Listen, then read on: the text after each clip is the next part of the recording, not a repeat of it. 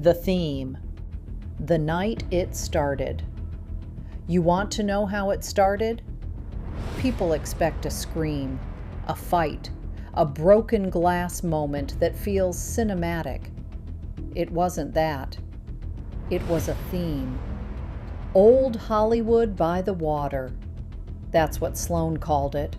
A gala, a fundraiser, literacy programs, alumni donors. The kind of event that lets wealthy women feel philanthropic in vintage curls. But no one drove 30 minutes into the woods for charity. They came to be seen, to look expensive, to look untouchable. Blair approved it after 3 spreadsheets and a risk assessment that could have managed a small oil spill. That's who she is. Containment, structure, survival. If Sloan is gasoline, Blair is the fire marshal. The lake house was rented, polished, hollow. String lights across the porch. A dock stretching into black water like it wanted distance from the land. And on the east side of that dock, there's a warped board. Not broken, sensitive. It doesn't creak when you walk straight. It creaks when weight shifts sideways.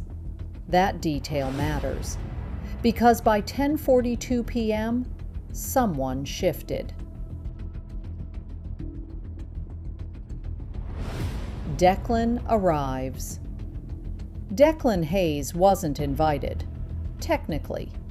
He called himself campus media, investigative, independent, ethical. He carried a black canvas camera bag with scuffed corners and a red cord tied to the zipper. Always zipped. That's important. By 9:30, donors were warm from champagne and nostalgia. By 10, Sloan had 2 alumni wrapped around her charisma like it was perfume. Declan moved through the room like he belonged there. He shook hands. He leaned close during conversations. He adjusted his jacket more than necessary. Most people assume cameras are the threat. They forget about audio.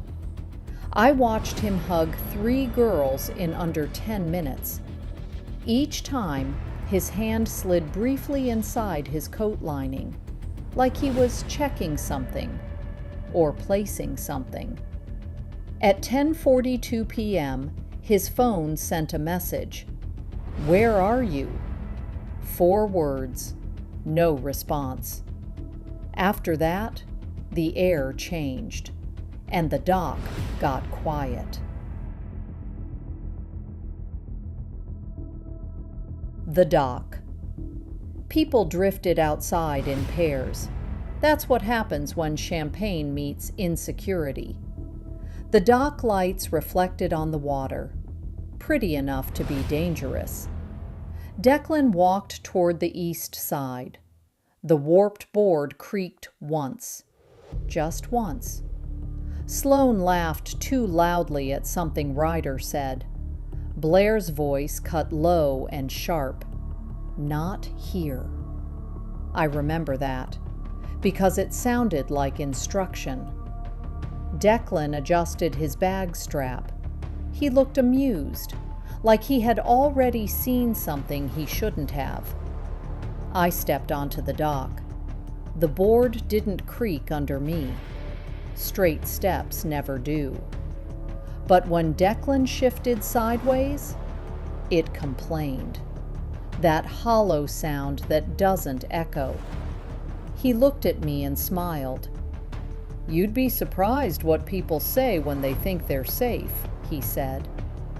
That's when I realized he wasn't documenting a party. He was collecting leverage. And leverage doesn't need to be public to be powerful.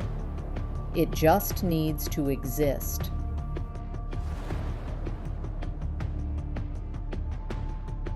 The fall. The thing about falls is that people remember them wrong. They remember motion. They forget physics. There was no scream, No dramatic flailing, just a sharp inhale, a sideways shift, and absence. The water swallowed him faster than you'd expect. The dock went silent in a way that felt rehearsed. Then someone shouted his name. Then chaos. Shoes slipping, phones dropping, Ryder yelling for help, Sloane frozen, Blair already calling 911. His bag sat near the edge, zipped, neatly placed. That detail would matter later. But that night, no one looked at the zipper. They looked at the water, because that's where the body was. 10:42. Police asked the obvious questions. Who was on the dock after 10:30? Who saw him last? Had anyone been drinking?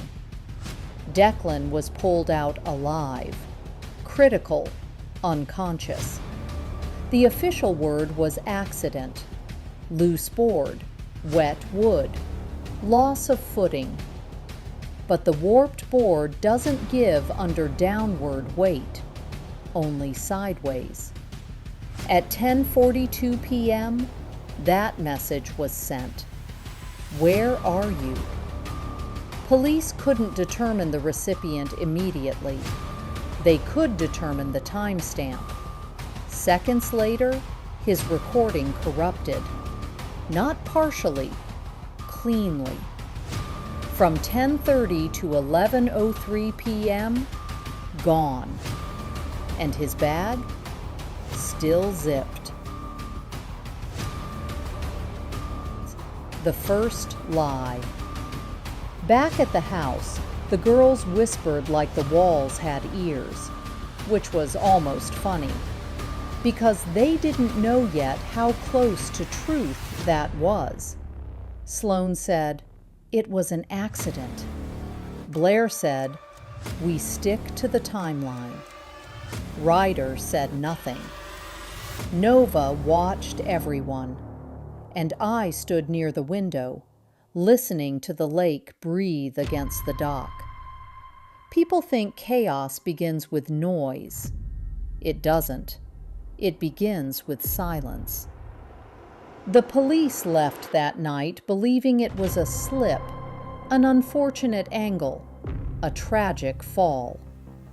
But wood doesn't lie, and neither does weight. The board creaked under sideways pressure, and someone shifted.